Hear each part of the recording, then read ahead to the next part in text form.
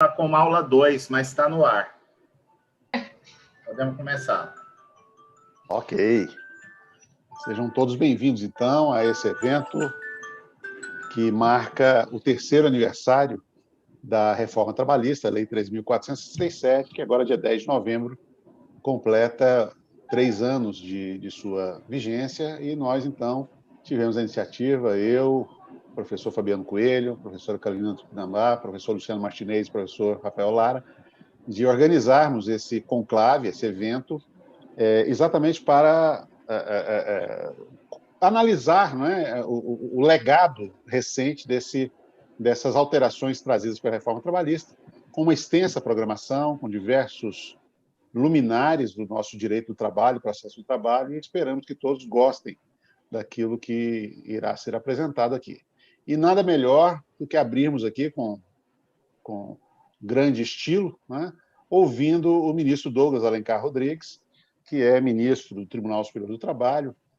Tenho a honra de dizer que foi meu colega de região, porque Sua Excelência foi juiz substituto, juiz titular e depois desembargador no TRT da 10ª Região, e fará, então, assim, a conferência de abertura dessa primeira noite. Eu ia falar primeiro dia, mas posso dizer que é a primeira noite, sobre os 3 anos da reforma trabalhista. Sem mais delongas, eu passo a palavra ao ministro Douglas. Muito boa noite a todos. Eu gostaria de cumprimentá-lo, doutor, e, na sua pessoa, estender essa saudação a todos os organizadores deste memorável encontro que se propõe a discutir temas da reforma trabalhista passados 3 anos do início da vigência da Lei 13.467. Cumprimento também a professora Carolina Tupinambá, confreira da Academia Brasileira de Direito do Trabalho, e, de igual modo, o doutor Fabiano, nosso colega magistrado, que tem produzido um trabalho magnífico aí nas redes sociais de difusão do direito material e processual do trabalho, portanto, prestando um serviço muito bom a toda a comunidade jurídica brasileira.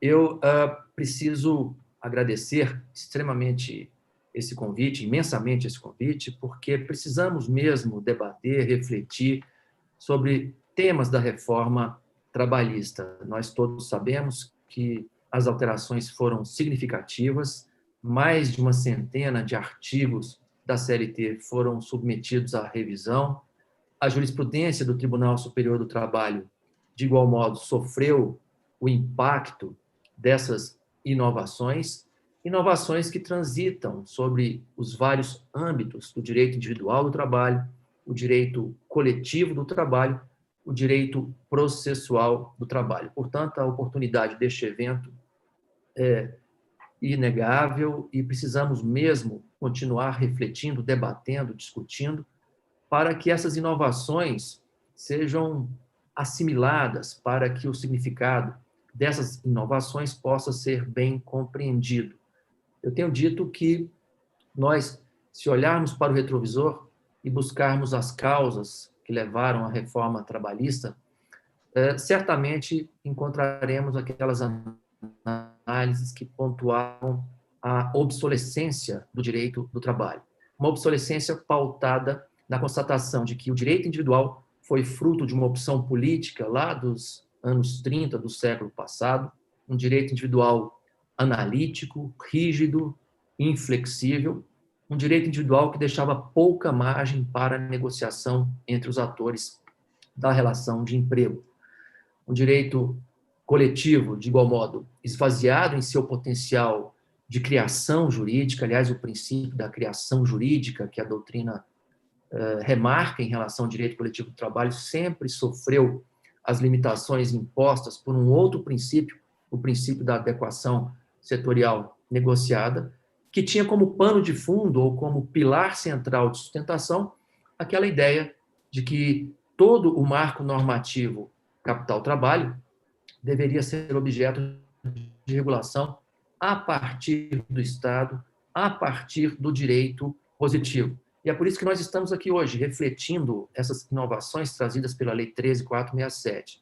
Inovações que, como eu disse, tocaram em mais de 100 dispositivos e que os organizadores deste momento de reflexão, deste momento de inflexão sobre os, enfim, passos que se seguiram à edição da Lei 13.467, sobretudo na jurisprudência, distribuíram em 21 áreas. Nós temos, ao longo desses dias, dessas jornadas, dessa imersão, teremos 21 temas, 11 temas de direito processual e 10 temas de direito material. Mas eu chamo a atenção para o foco central da reforma. Nós todos acompanhamos a reforma trabalhista, tramitou num tempo recorde, e o foco central, o discurso oficial, era o discurso da modernização, da atualização da legislação ao momento que nós estamos vivendo. E o principal objetivo seria também combater o desemprego, reduzir o trabalho informal, acabar com o subemprego, enfim, trazer para a economia formal aquele amplo conjunto de pessoas, de trabalhadores, que não se conseguiam incluir no mercado formal de trabalho, com muitos prejuízos, sobretudo no campo da seguridade social, especificamente da previdência social. Mas os dados estatísticos revelam que esse objetivo de redução do desemprego, de inclusão social, não foi ainda hoje alcançado. Se nós pegarmos os dados estatísticos de 2016, 17, 18, 19 e 20, nós veremos que há uma certa estabilização das taxas de desemprego. Em 2017, nós experimentamos um leve aumento, os índices que vinham lá em 2016 em 11,6%, 2017 pulou para 12,7%, 2018 houve uma leve retração para 11,6%, alcançando 12 milhões de trabalhadores. Depois, em 2019, tivemos aí o índice de 11,9%, totalizando aí 12,3 milhões de trabalhadores à margem do mercado de trabalho. Isso para não falar nos desalentados, nos subempregados e nos trabalhadores informais, que totalizavam 40% da mão de obra no Brasil. E chegamos ao ano de 2020, com a pandemia colhendo-nos a todos, promovendo aí desemprego em massa, promovendo a interdição de muitas atividades econômicas. As coisas agora parecem que estão caminhando para uma normalização, mas ainda é possível sentir os impactos da pandemia, porque há um contingente expressivo de trabalhadores à margem do mercado de trabalho. O jornal Valor Econômico de hoje traz dados muito interessantes, mostrando, especificamente em relação às mulheres, o que representou a pandemia em termos de exclusão do mercado de trabalho. Mas atingimos um recorde, quase 14% de trabalhadores desempregados.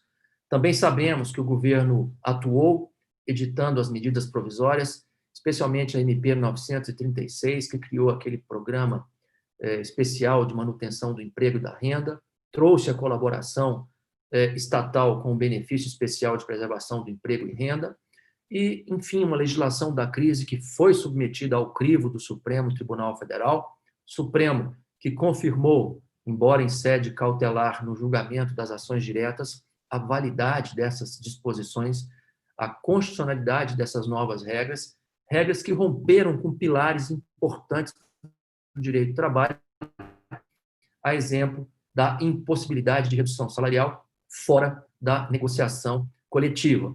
Mas eu tenho dito que a nossa reforma trabalhista de 2017 procurou modernizar as regras da CLT, trouxe novas formas de contratação, trouxe a possibilidade da celebração de marcos de jornada de trabalho menos rígidos, mais flexíveis, criou a figura do trabalhador hipersuficiente, trouxe uma série de regras também voltadas à desjudicialização, entre as quais sobreleva em importância, na minha visão, a ação de homologação de transação extrajudicial, ação judicial de homologação de transação extrajudicial, entre tantas outras inovações. No campo do direito coletivo, regulamentou o conteúdo possível, o objeto lícito das negociações coletivas, nos artigos 611A e 611B, pondo fim a um cenário de insegurança que que estava instalado a partir, sobretudo, da jurisprudência do Tribunal Superior do Trabalho,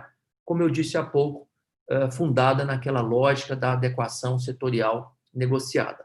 Mas a reforma foi tímida, e eu diria tímida porque não levou em consideração as profundas transformações que nós estamos assistindo aí no mercado de trabalho.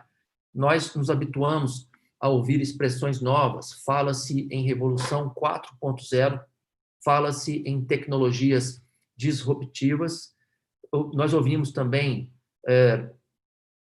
a denominada uberização da economia, ou capitalismo de plataforma, a gig economy, ou numa tradução literal, a economia de bico. Nós também nos habituamos ao chamado capitalismo de vigilância ou economia de dados. Aliás, é importante que todos estejam acompanhando o que se passa no mundo dessas mídias sociais, das redes sociais. Nós temos aí o concurso da cultura, né, oferecendo aí uma contribuição importante, filmes, livros, e é preciso entender o que está acontecendo. Nós temos, por exemplo, hoje eu assisti, bem no início da manhã, enquanto me deslocava de Brasília para São Paulo, um documentário, A Era dos Dados, disponível no Netflix. Eu não estou fazendo propaganda aqui de plataforma alguma, né, mas A Era dos Dados merece ser assistido, esse documentário.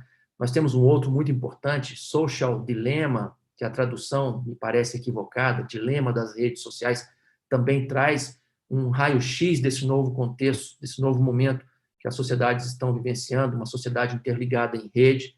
Para não falar também do documentário Privacidade Hackeada, que todos precisam ver para entender o que representa essa massiva exposição pessoal, adesão a muitos aplicativos sem ler lá aqueles termos que nós autorizamos a utilização, a captura e utilização dos nossos dados. Mas o fato objetivo é que nós também estamos assistindo a novos processos de organização da produção.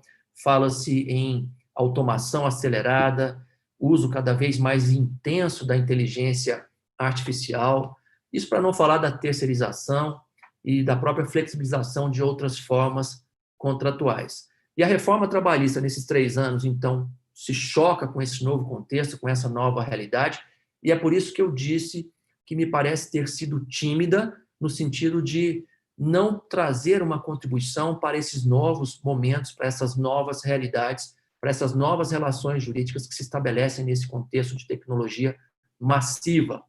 Mas, falando sobre a reforma, nós precisamos pensar sobre esse processo de assimilação ou de consolidação dessas regras. Nós estamos há 3 anos ainda do início da vigência da Lei 13.467, mas se nós acompanharmos a jurisprudência, poderemos perceber que há muita resistência, há muita controvérsia em torno de temas como a própria ação de homologação judicial de transação extrajudicial, o contrato de trabalho intermitente.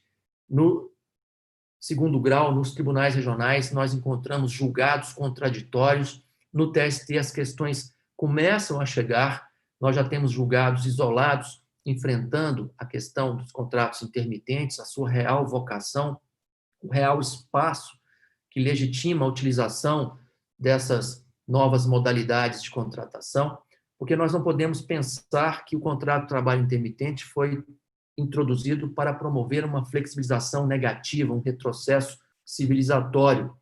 Na verdade, se nós fizermos uma análise comparativa, perceberemos que o nosso modelo legal do contrato intermitente deixou a desejar, e deixou a desejar justamente por não garantir um núcleo mínimo de direitos aos trabalhadores que se vinculam a essas empresas por meio desse contrato de trabalho intermitente.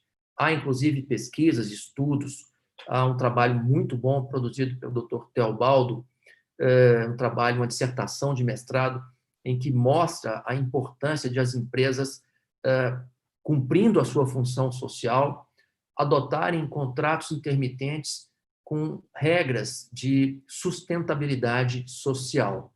Mas é preciso entender que essas causas para a resistência às novas regras da reforma trabalhista são absolutamente naturais.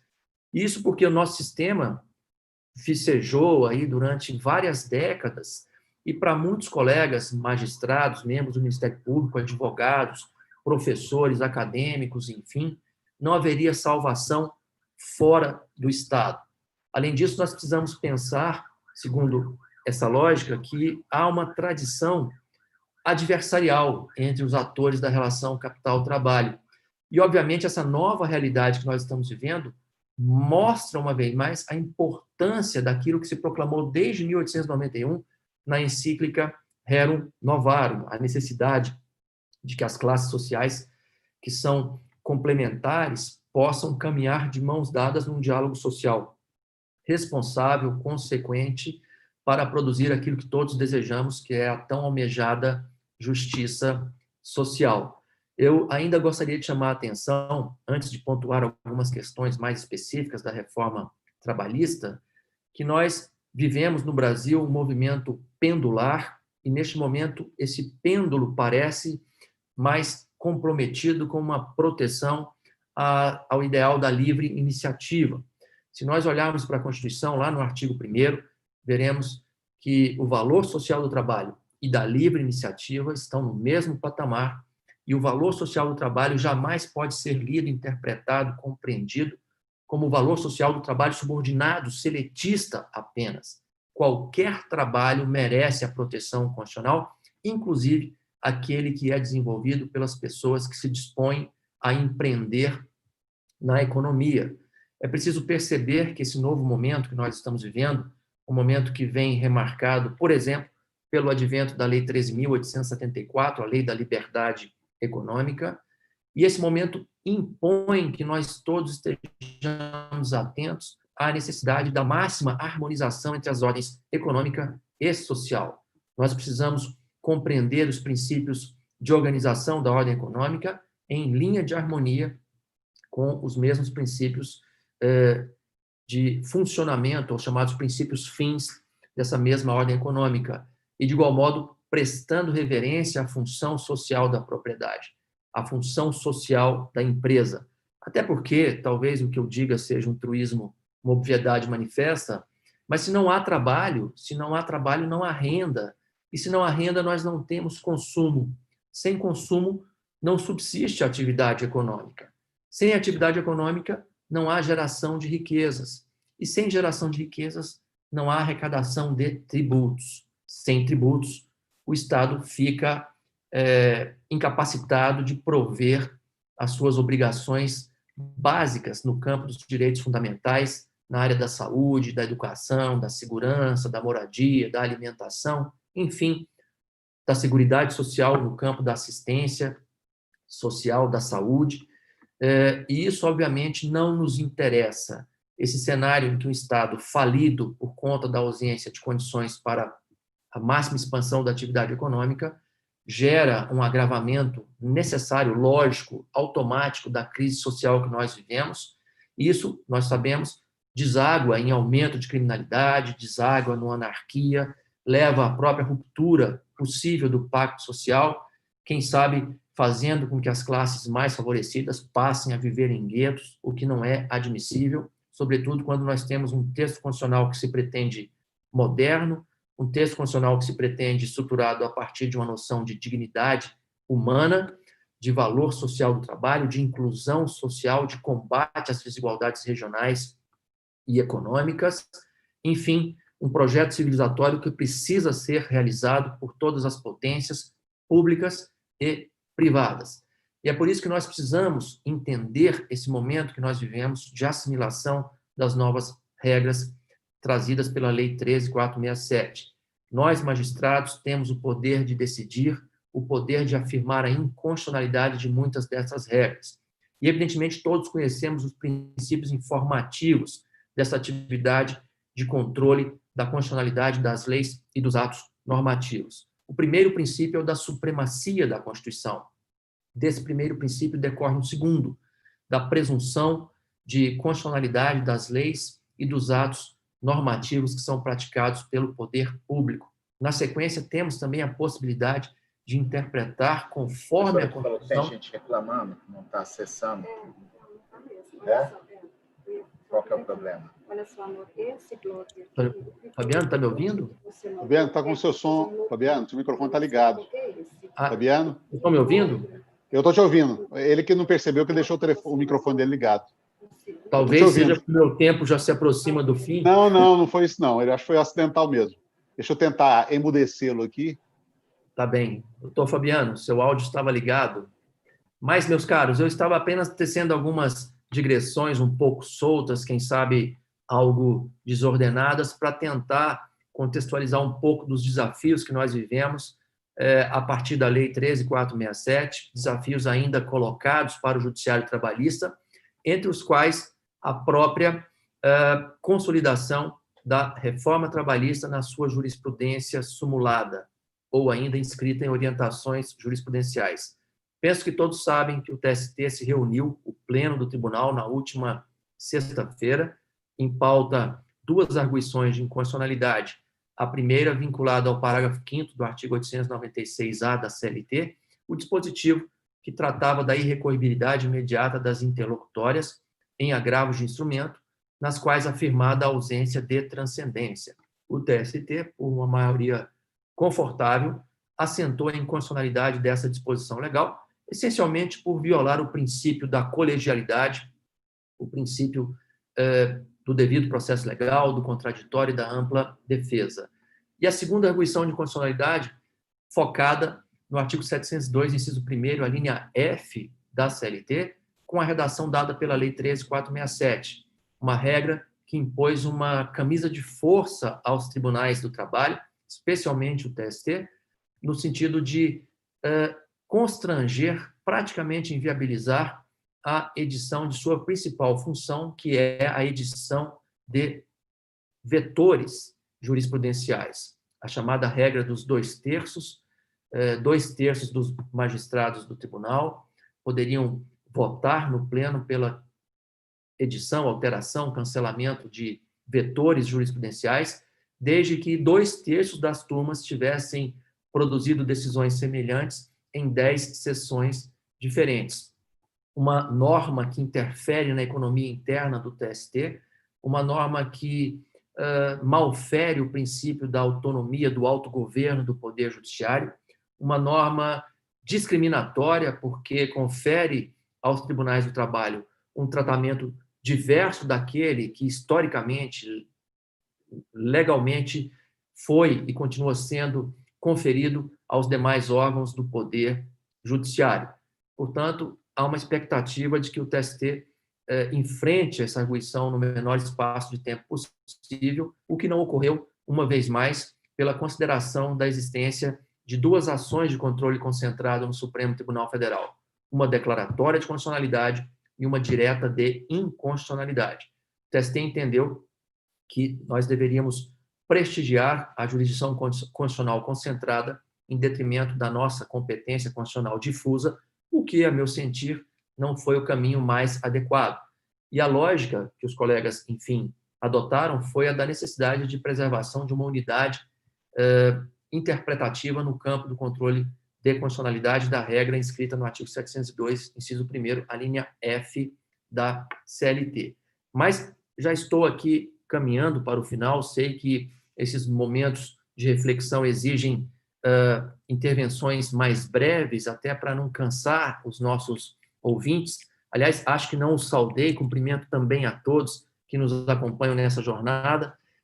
Eu poderia aqui, rapidamente, pontuar alguns temas que estão gerando muita divergência jurisprudencial.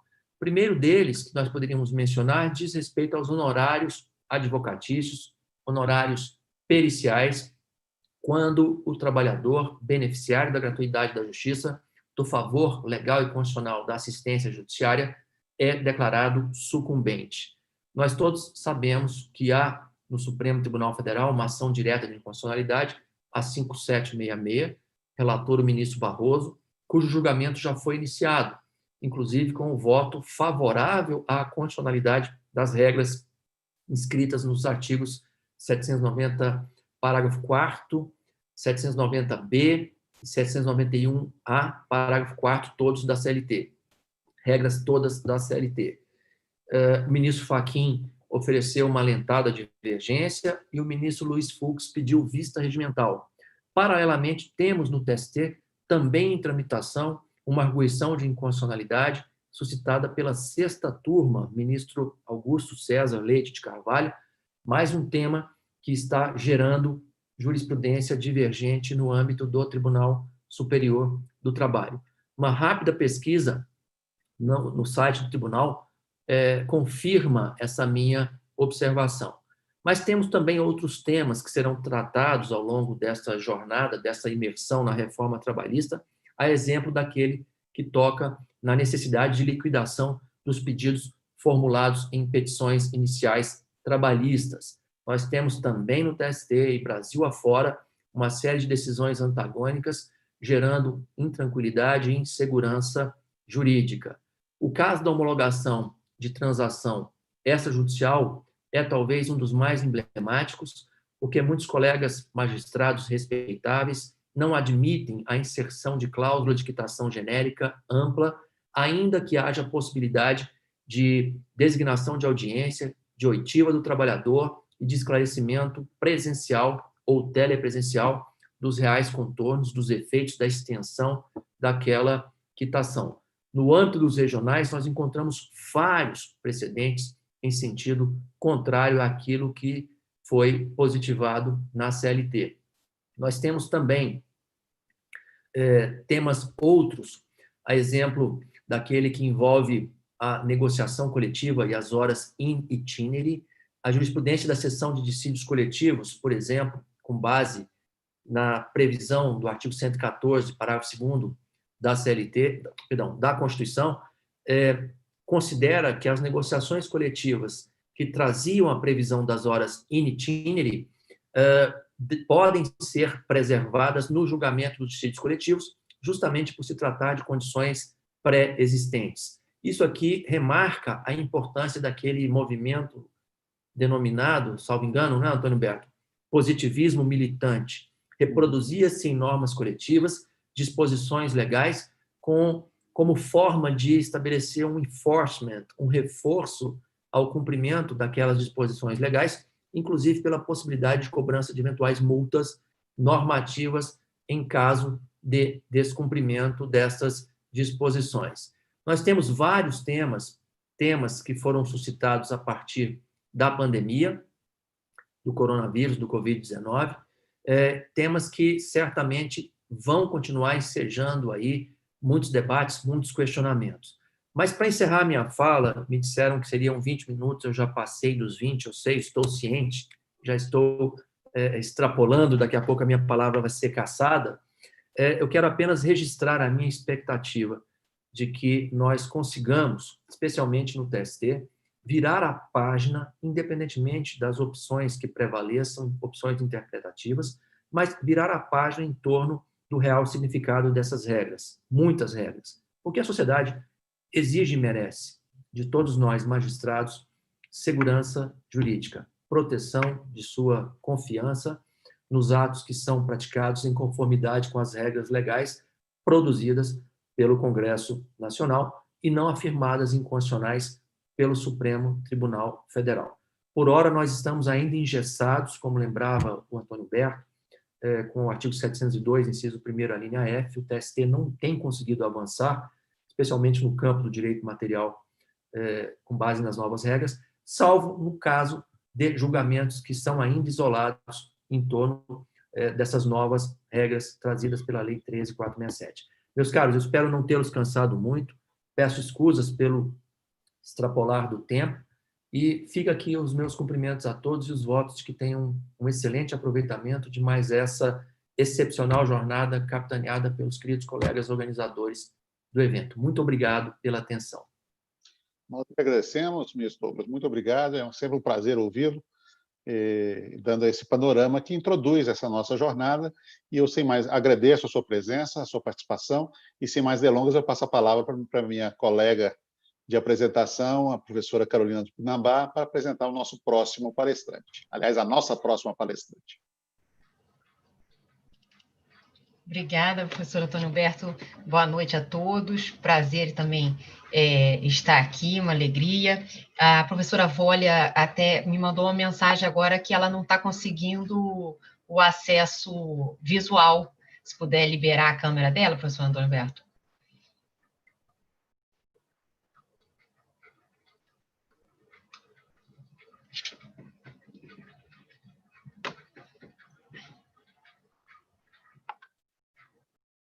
A professora Vólia está vendo aqui?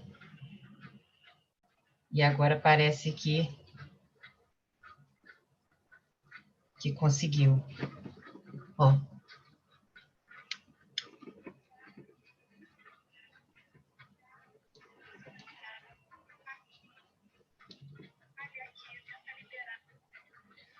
Ela está dizendo que não está conseguindo a liberação para o acesso da câmera. Mas o professor Fabiano pode ajudar. Eu estou ouvindo vocês, mas alguém bloqueou a minha câmera aí. Desculpa.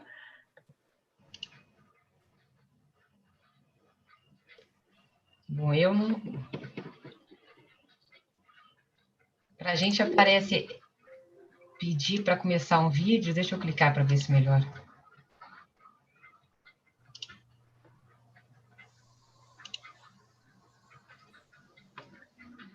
Professora Vólia, eu não tenho esse controle aqui, só o professor Fabiano. Vamos aguardar aqui. Aparece como vocês me bloqueando, por isso eu não consigo o acesso. Olha que pena, logo na minha vez.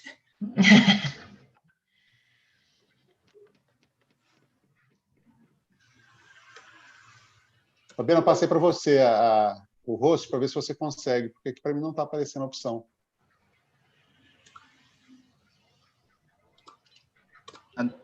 Antônio Humberto, se você puder devolver aqui a... Devolvi. Já o fiz. Por favor. Já fiz. Já o fiz.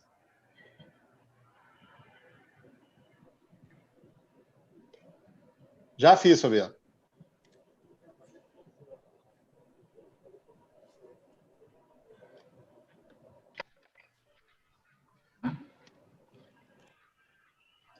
Eu vou sair e vou tentar entrar de novo para ver se ajuda.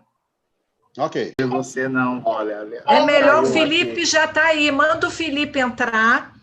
Enquanto Eu acho que ele foi derrubado também, que ele sumiu.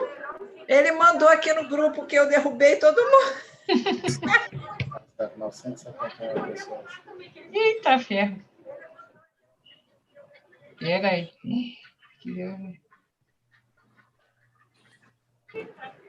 Que maluquice.